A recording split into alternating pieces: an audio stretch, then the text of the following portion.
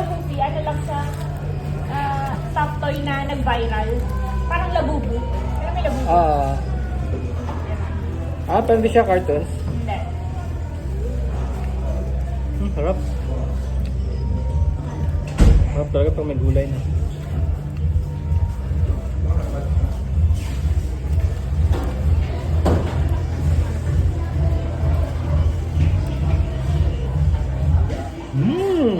Okay.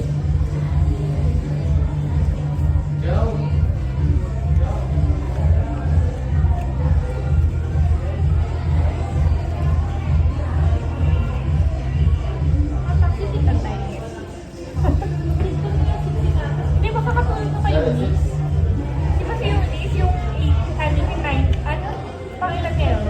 2023? Last year? Di ba nakamakbo siya?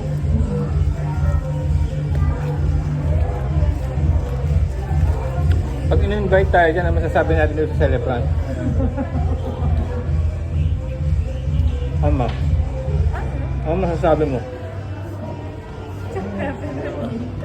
Happy birthday! Sana lumaki kang mabait, Tapos pagkita mo, 18 na. masipag.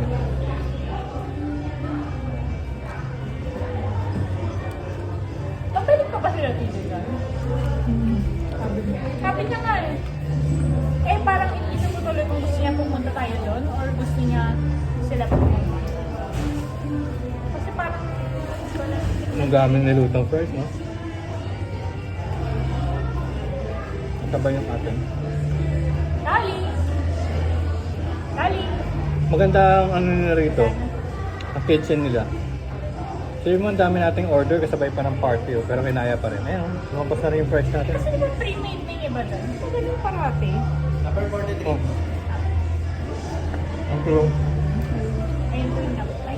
Tapos na diba? Ay, saka sa kabila. Masarap, no? Gone.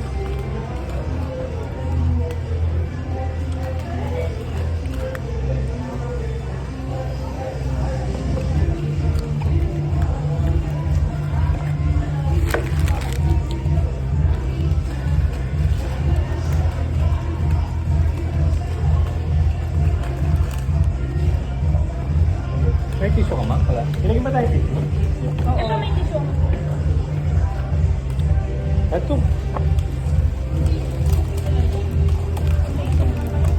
Okay na kang.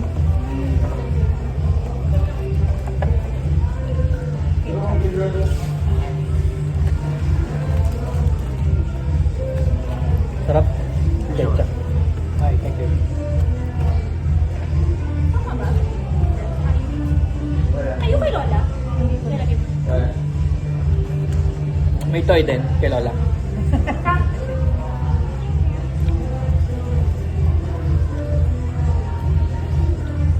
Oo, gusto mo pa?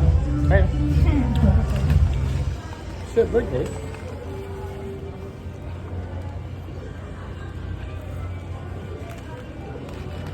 Umiinom ako ng ketchup, ginagawa mo ba yun? Isang ganun. Sino nagmana sa akin ng Yung gano'n? may ka-ketchup at dipping. Hindi mo na, naiinom mo yung ketchup na. Naprendo mo na, nalaki sa akin.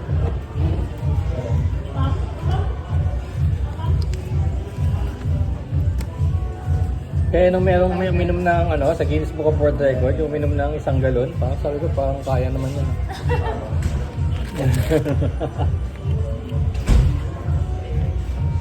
Meron ako kasi dati, uminom siya ng, alam mo yung mga dare boost sa school? Suka, isang baso. Ayun, Tapos nagka-problema yung delikado yun. Minsan niya. Nabugtas siya. Acid yun. Yun. Sabi ko dalawa yung puyo. Ilohan talaga. Pag bago yung store, Ilohan talaga kriminal. pag bago yung store, bago rin yung mga cooking utensils, no? Kaya ang bilis, oh. Tamang-tama. Mga equipment. Oh, yung panluto parang tamang-tama, perfect. No, walang sunog, oh.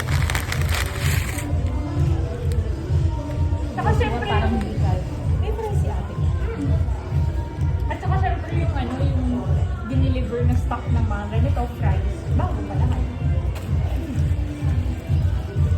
Kailan lang to eh, kasi dumadaan ako dito eh. Ay, 2 months na pala. Kasi dito ako umuwi galing sa TP. Nakikita ko ginagawa to. Kaya ba parang ni-renovate yung sa Concepcion? Di ba parang ni-renovate? Hindi, dati na yun doon. Yung nasa malapit sa Concepcion Church. May kalaban sila eh. Kung wala na yung tropical, Jollibee na. Siyempre, pinaganda rin na ng Jollibee. Marami din kasi pag-aari yung Jollibee, yung chow. Saka ano, pag linggo, di ba may sisimba, diretso doon eh. Tapos may KFC sa kanya. Luma na rin.